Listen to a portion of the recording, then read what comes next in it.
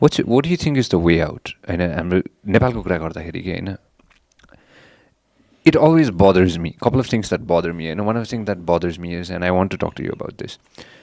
जे कुरा पनि हामी इम्पोर्ट गर्छौँ मेजोरिटी हामी इम्पोर्ट गर्छौँ त होइन म यही टेबलमा right at this desk on the podcast I've talk to so many different people I have talked with creators were creating things होइन उहाँहरूको व्यापार उहाँहरूको बिजनेसले चाहिँ नेपाली प्रडक्ट्सहरू बनाइरहेछ I have sat down with people right in this podcast who import things who have created thousands of jobs, but it relies majority on somebody else's R&D, some other country, some other organizations' concepts, which are imported. So, what's your take? What is the balance for Nepal? How do we balance things out? Keeping in mind that we definitely have the dragon and we definitely have the lion in two sides. How do we balance things out? This is one of the major concerns. मेरो पनि personally पनि र देशमै पनि यो ठुलो एउटा trade डेफिसिटको कुरा भइरहेछ आत्मनिर्भरताको कुरा भइरहेछ र मेड इन नेपाल भन्छौँ होइन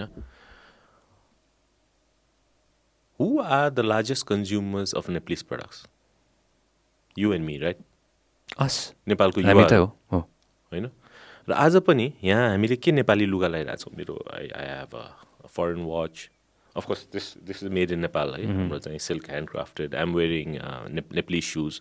So I do make a conscious effort. But most of us,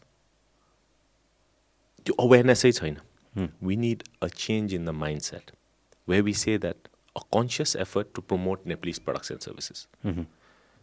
Ram Bahadur भने एउटा साधारण नेपाली अलार्म क्लक बज्छ उठ्छ होइन बिहान अलार्म क्लक निभाउँछ alarm clock is made in China किचनमा जान्छ he pours himself a bowl of cereal Kellogg's made in US jeans लाउँछ लिभाइस शर्ट लाउँछ बङ्गलादेशमा बनेको and goes out on a motorcycle which is made in Japan searching for a job whole day searches for a job comes back tired sits on a sofa which is made in Malaysia, pours himself a glass of French wine, puts on a pair of slippers made in Brazil, watches TV which is made in China and wonders why he can't find himself a good paying job in Nepal. So त्यो हो reality हामीले चाहिँ foreign brands रुच्ने नामै नभएको जिनबाउ सिनबाउ भनेको पनि लुगा जुत्ता लाउने तर नेपाली ब्रान्डप्रति चाहिँ हाम्रो चाहिँ ध्यानै नजाने र माया नजाग्ने अब त्यो भइसकेपछि जुत्ता बनाऊ सामान बनाऊ चौचौ बनाऊ कसैले खाँदैन कसैले लाउँदैन भने त्यो इन्डस्ट्रीको कसरी ग्रोथ हुन्छ Once that mindset we are able to change and consciously people start using Nepalese products or services, र नेपाली उत्पादन सेवा चलाउन सुरु गरेपछि अनि companies, the cash flow will be there, the companies will grow, we can invest more in R&D.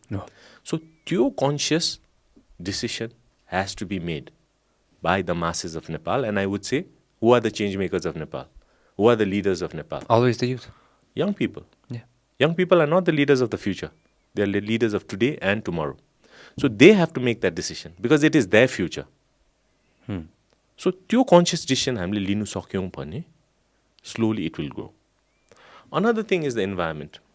रेगिस्तानमा गुलाब फुल्छ किन फुल्दैन cactus मात्रै आउँछ नि किनभने त्यहाँ इन्भाइरोमेन्टै छैन सो त्यो सोइललाई दुबई पनि त रेगिस्तान थियो नि त अहिले कस्तो छ त्यो सोइललाई नर्चर गर फर्टिलाइज गर डेभलप गर then you can grow anything there so to be more self reliant we have to have industries here we have to have manufacturing here we have to have okay we can do value addition also value addition also helps to a large extent तर यहाँ industry यहाँ जब creation गर्नलाई वातावरण छ how much is the contribution of the industry हामी भन्छौँ सामान आयात गऱ्यौँ तर के गर्ने त क्यारेट एन्ड स्टिक हो if the government policies promote trade व्यापारीहरू त त्यसैमा लाग्छ नि फाइदा बढी जहाँ छ त्यहाँ लाग्छ so if you are promoting trade and you can make more money in trade rather than invest in a industry people will go towards trade give me more incentives to run a industry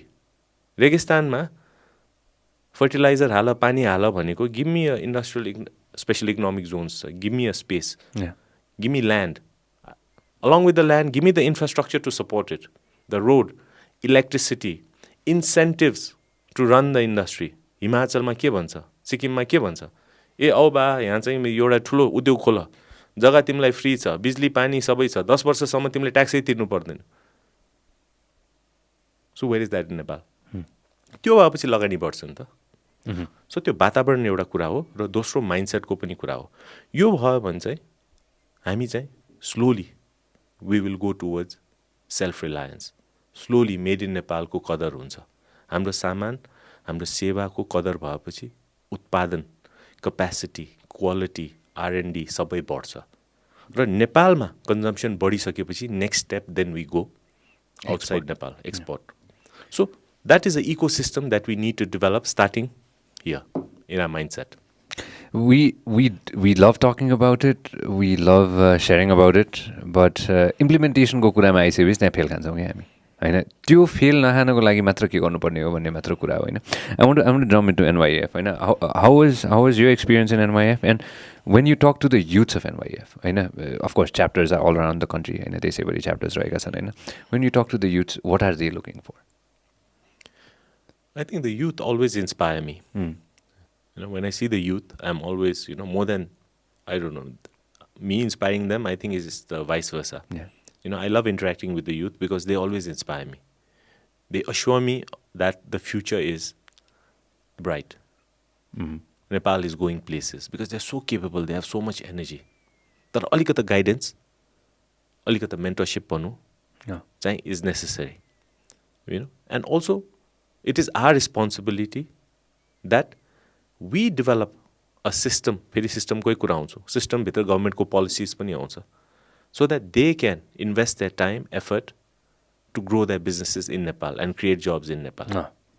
So त्योतिर हामीले गभर्मेन्टको पनि factor आउँछ. Way नीतिगत सुधार चाहिँ विभिन्न ठाउँमा अत्यन्तै जरुरी छ. एउटा नीतिगत सुधार, त नीतिगत सुधार भन्दा सेक्टोरियली विन विन सिचुएसन हो. हेर्नुहोस्, हरेक बिजनेसमा गभर्मेन्ट पार्टनरै छ. आयकर तपाईँले झन्डैले 28-30% तिर्नुहुन्छ, 1/3 त्यही पार्टनर भयो. जे सामान ल्याए पनि तपाईँले कर तिर्नै हुन्छ, त्यहाँ आधाभन्दा बढी त गभर्मेन्टलाई पैसै गइरहेछ. So we all partners in progress. And it's always एउटा चाहिँ जे भन्छ गभर्मेन्ट यो भयो त्यो भयो, stop complaining. People in the government are people like you and me. They are there to serve the people. र आफ्नो क्षेत्रमा आफ्नो विज्ञ हुन्छ नि त, अरू क्षेत्र जान्दैन. डक्टरलाई इन्जिनियरको काम आउँदैन, इन्जिनियरलाई डक्टरको काम आउँदैन. सो हाम्रो जिम्मा के हो भने sectorally way we are the experts, we give the right suggestions to the government for implementation of this policies. Way it's a win win situation. फेरि हेर्नुहोस्, मैले भने आफ्नो विकास, आफ्नो व्यक्तिगत स्वादको लागि होइन, एउटा चाहिँ पुरा सेक्टोरियलको लागि. त्यो भयो भने जब क्रिएसन हुन्छ, वेल्थ जेनेरेसन हुन्छ, इन्भेस्टमेन्ट आउँछ. सो त्यो हिसाबले हामीले चाहिँ अगाडि बढ्यो भने चाहिँ एउटा चाहिँ समग्र रूपमा एउटा विकासको वातावरण हामीले बनाउन सक्छौँ. सो त्योतिर हामीले चाहिँ गभर्मेन्टलाई पनि पार्टनरसिपमा लिएर अगाडि बढ्नुपर्छ. र young people are doing great and startups are doing great. अहिले कस्तो भन्छ, I tell the youth that हामी युवा हुँदा मैले काममा आउँदा द्वन्द्वकाल थियो, वन हडताल महिनौ हुन्थ्यो. 2003-2005 तिर होइन, when you jumped in? हो, सिन्स 2000 देखि आई स्टार्टेड. त्यो ठ्याक्क द्वन्द्वकालको बिचमा थियो.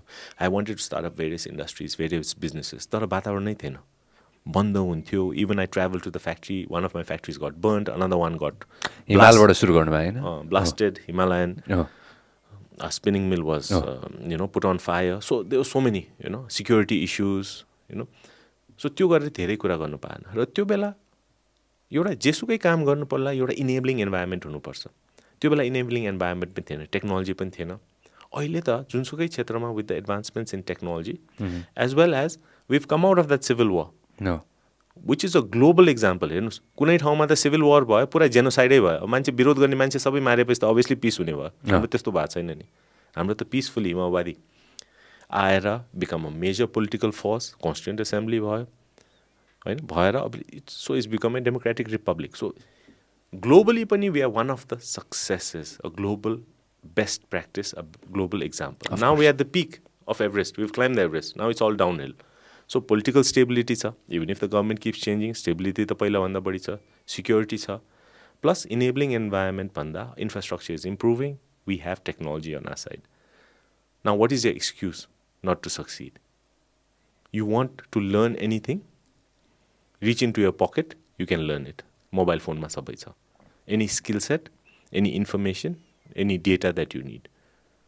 एक्सेस टु फाइनेन्सको कुराहरू छ स्टार्टअपले त्यो बेला NYF सुरु गर्दा we started the major one of the core principles was made in Nepal another was lobby for policy personal development leadership थिँदै थियो र त्यो सँगसँगै हाम्रो चाहिँ के थियो भनेपछि हामीले चाहिँ मेड इन नेपाल सँगसँगै हामीले चाहिँ कसरी चाहिँ यो वातावरण चाहिँ कसरी अगाडि बढाउने र स्टार्टअपलाई कसरी प्रमोट गर्ने maybe we were little ahead of our time because 10 years back you have to go to a bank and prove to the bank that you don't need money, then you would get money from the bank. Otherwise, you wouldn't get money.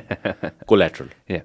That was a huge firewall. So we started this startup, Nepal Youth Business Foundation, where we used to give collateral to young people. Kehi thito narahikana. We helped around 100 people, 300 jobs we created, and we started it. 3.5 lakh सम्म हामीले दिन्थे. तर त्यो बेला चाहिँ maybe it was a little ahead of its time, so it didn't pick up as we thought. Now is the golden time for startups micro venture क्यापिटलदेखि लिएर विभिन्न स्टार्टअप्स अहिले त गभर्मेन्टकै 1 अर्बको स्टार्टअप फन्ड आइसकेको छ startup policy in the process of drafting which we are working on it so now you have money you can say that म startup गर्नलाई मसँग चाहिँ पैसै भएन you can get from business angels you can get from the government so now you have technology you have money you have the environment so what's excuse now no excuse so I think we will progress It's just a matter of time. It's just a matter of time, and we need to fast track the progress. What are the things that are, if we have to tack a pinpoint गर्दाखेरि हुन्छ नि होइन केही पर्ला त for example corruption is definitely there होइन त्यसलाई eradicate गर्ने हो भने अफकोर्स कति देशले सकेका छैनन् होइन अब त्यसलाई कम्प्लिटली इराडिकेट नगरे पनि त्यसलाई चाहिँ कन्ट्रोलमा ल्याउने हो भने के गर्नु पर्ला त सी वेयरएभर जहाँ जहाँ चुनौती छ नि त्यहाँ अवसर हुन्छ क्या जस्तै करप्सन एउटा चुनौती हो अवसर के हो भनेपछि digitisation We've been talking about digitization. We've talking about digital Nepal. And as I said, for digitization and digital Nepal, we have the enabling environment. Enabling environment, IT, technology, ke cha bhane, mobile penetration is more than 110%. Computer, internet ko penetration is around almost 76%. So that is much higher than the other countries in our region. So that is the enabling environment for digital Nepal and digitization. This program is brought to you by Vyas Studios.